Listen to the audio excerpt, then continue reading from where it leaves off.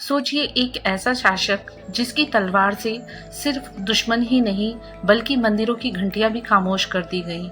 वो मानता था कि अगर हिंदुओं के मंदिर गिरा दिए जाएं तो उनकी आस्था भी मिट जाएगी। लेकिन क्या सच में ऐसा हुआ? ये कहानी है औरंगजेब की, उस मुगल बादशाह की जिसे इतिहास में आज भी सबसे ज्यादा मंदिर तोड़ने वाले शासक के रूप में याद किया जाता है। औरंगजेब का जन्म शाहजहां के घर हुआ, लेकिन गद्दी की भूख इतनी थी कि उसने अपने ही पिता को कैद कर दिया और भाइयों को मौत के घाट उतारकर दिल्ली की गद्दी हथिया ली।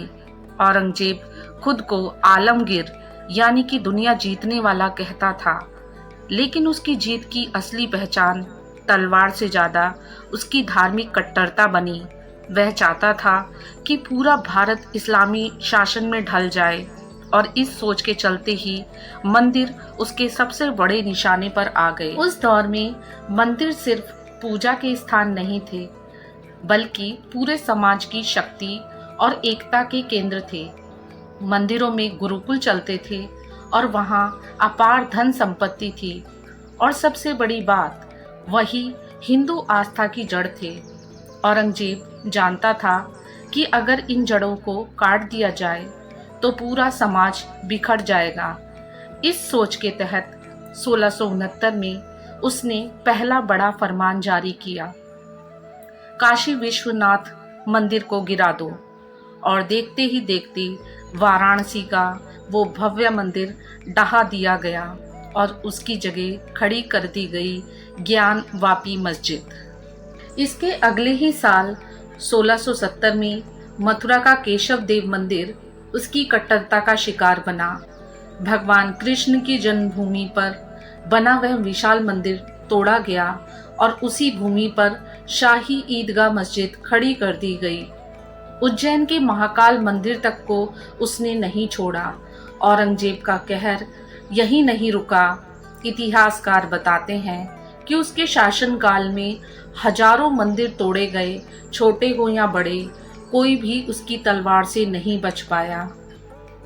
लेकिन सवाल उठता है, क्या ये सब उसने सिर्फ धर्म के नाम पर किया? सच ये है कि उसकी वजह कई थी।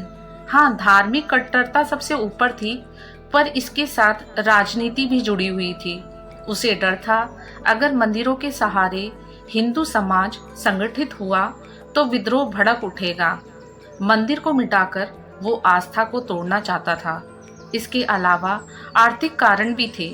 बड़े मंदिरों में अपार धन होता था, जिसे लूटकर वह अपनी फौज और लगातार चलते युद्धों पर धन को खर्च करता था। पर इतिहास का सच यही है कि जितना औरंगजेब ने दबाने की कोशिश की, उतना ही समाज उसके खिलाफ खड़ा हो गया।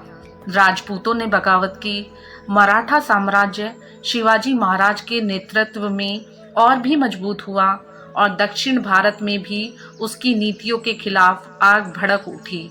नतीजा ये हुआ कि भले ही औरंगजेब का शासन लंबा चला, लेकिन उसके बाद मुगल साम्राज्य तेजी से बिखरने लगा।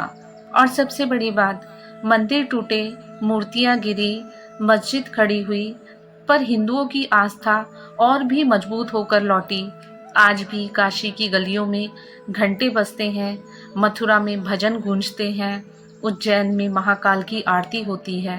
ये सब गवाही देते हैं कि औरंगजेब जैसे शासक लाख कोशिश करें, लेकिन शिव और कृष्ण की ध्वजा कोई नहीं मिटा सकता।